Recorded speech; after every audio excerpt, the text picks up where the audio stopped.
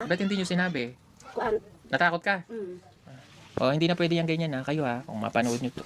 Magalit kayo sa amin sukat. Pero mali ang ginagawa ninyo. Ipapupulis ko talaga kayo. O, pasensya ka na ate.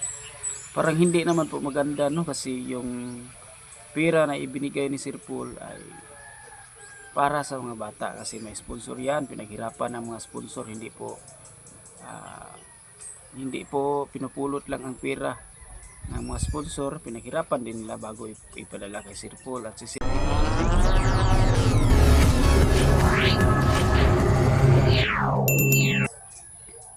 Magandang araw sa inyo mga idol, kumusta po? Welcome to my YouTube channel, ang ating mga subscriber sa Peking Koreana at mga subscriber sa Pugong Biyahero. Magandang araw po sa inyo at ang ating mga senior citizen, ang ating mga FW at ang ating mga kababayan nandoon sa ibang bansa, lalo't na ang nanirahan na po sa ibang bansa. Kumusta po kayo mga idol? Welcome to my YouTube channel, Meltic Romero TV, at ang ating mga subscriber dito sa Pinas, ang ating mga viewers dito sa Pinas, sa Luzon, Visayas, sa Mindanao, at ang ating mga silingan nga mga Cebuano diri sa Cebu at atong mga taga Bisaya, mga Visayas, no. Kumusta po? Salamat sa panonood at palaging suporta sa aking YouTube channel mga idol, Meltic Romero TV. Ating reaction video ngayon mga idol tungkol po sa ating idol na si Sir Paul, no. Kasi nag-react ako sa kanyang video kasi minsan lang po natin siya makitang nagagalit, no. At ayan mga idol, Okay lang naman maglimpis. Kaya lang yung bahay mo napabayaan na. Tinawa o. Hindi mo napupunasan eh. Diyan ako nagagalit sa ganyan pag di ang mama kayo ni naglinis. Maylin, binisita niya itong si Ate Ima, ay medyo na high blood po si Sir Paul kasi yung bahay na binigay niya, kasi yung bahay na yon ay kanilang project sa PB team, medyo madumi, tapos hindi po na alagaan ng maayos, may mga sira na, tapos parang nasaktan po si Sir Paul kasi alam naman po natin na grabe ang pagsisikap ni Sir Paul na makabigay ng mga mga bahay sa kanilang mga beneficiary, no, sa kanilang mga scholar. Tapos medyo ganun ang madatnan niya na medyo madumi. So tama po ang ginagawa ni Sir Paul, no, kasi siya naman po ang nagbigay ng bahay na yon at siya may tinutulungan ng mga sponsor, tapos medyo hindi po malagaan ng maayos, medyo masaktan talaga siya. At ang pangalawa mga idol, itong Yung allowance niya. ayan, Kasi mamaya bigay ako ng bigay tapos hindi naman nag-aaral na mabuti. Masasayang na naman yung mamaya puro line of 7, 75.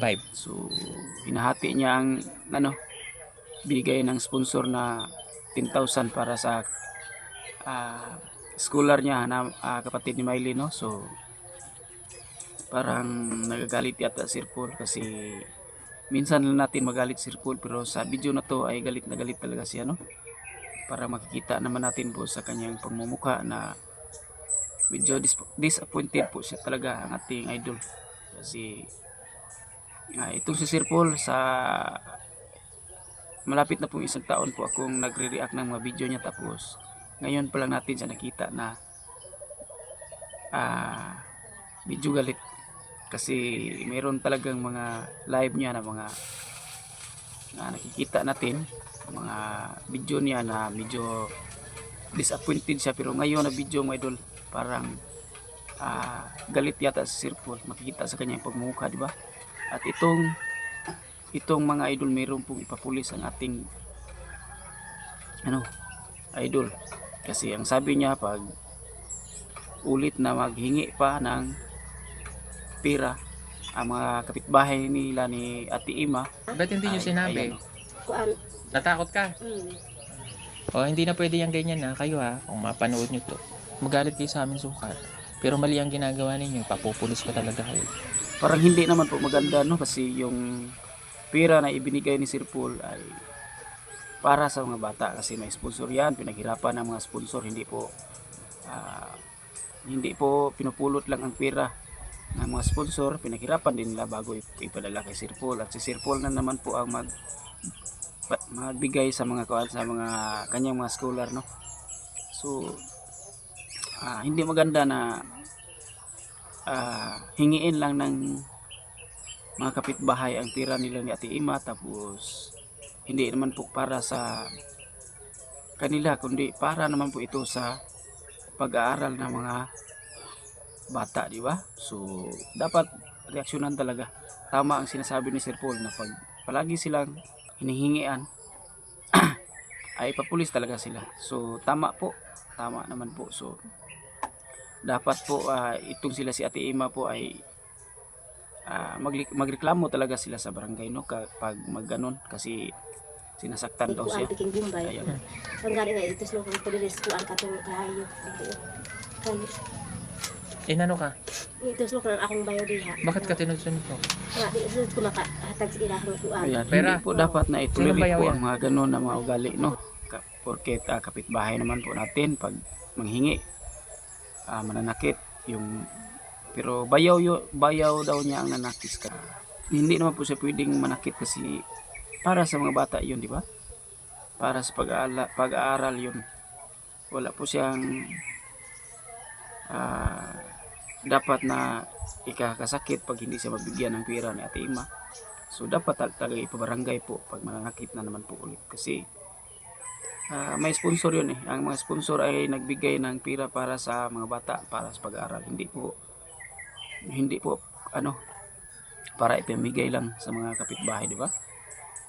Para yan sa pagkain, sa pangbaon ng mga bata, pang ulam, di ba?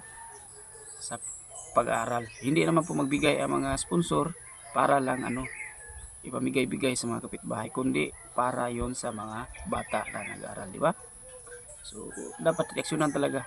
Dapat pwede patawag yan sa barangay pag pa ulit mananakit, pag magalit, pag hindi mabigyan ng pera, kasi alam naman po nila na buwan-buwan may pera po si Ate Ima kasi suportado ang mga bata sa mga sponsor, pero parang inaabuso nila mga idol, no?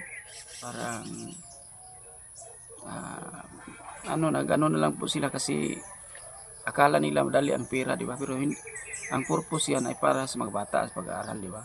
Hindi na tungkol na porket may pera na ibinigay ay hingiin na lang nila kasi akala nila para sa pagkain. Hindi po, para yun sa pag-aaral, pangbaon at pang-project ng mga bata, kasi alam naman po natin na ang pag-aaral ngayon kahit government pa ka na school ay magastos talaga, lalo't na yung mga project, no, yung mga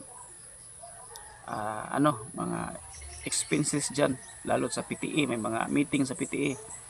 So dapat dyan kunin sa binigay sa mga sponsor, kasi yan talaga ang purpose sa pagbigay. Hindi po purpose yan ay kain lang ng kain, gastos lang ng gastos, para yun sa mga bata, di ba? Yun ang purpose. Tama naman po Sir Paul, sa susunod po talagang ipapulis na talaga niya, di ba? So minsan lang po natin makita magalit si Sir Paul, pero kagabi kita ko sa vlog, galit talaga si Sir Paul, kasi alam naman po natin itong Sir Paul, napakabuting tao po ito, napakabuting charity vlogger po ito, kasi bukal sa puso ang kanyang pagtulong sa mga tao, no, na mahirap. At yun lang po mga idolo, sana po mag-subscribe kayo sa aking YouTube channel. Sana po huwag niyong kalimutang magpindot ng ring notification bell para ma-update po kayo pag may bago akong upload, no. Maraming salamat po. God bless po.